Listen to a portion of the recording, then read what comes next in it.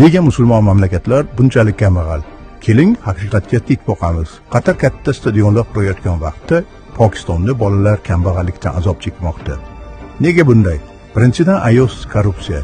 Shayxlar inamarkalarda yurgan vaqtda oddiy xalq ochdan o'lmoqda.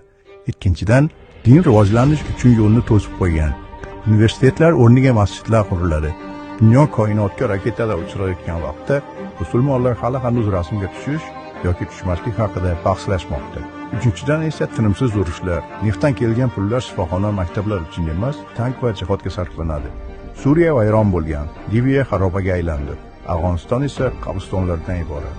To'rtinchidan bo'lsa, tosh asrdan qolgan iqtisodiyot. Hattoki neft bo'la turib ham tayinli narsa qura olishmadi.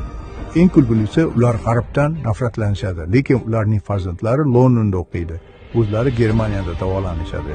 Pullarni esa Shveysariya banklarida saqlashadi. Mullalar buyuk islom dini haqida tinmay chiqarayotgan vaqtda ularning neftini amerikaliklar va xitoyliklar qazib olmoqda. Mana shu sizga islom mo'jizasi. Vayronalar o'rtasida marmardan qurilgan masjid turadi.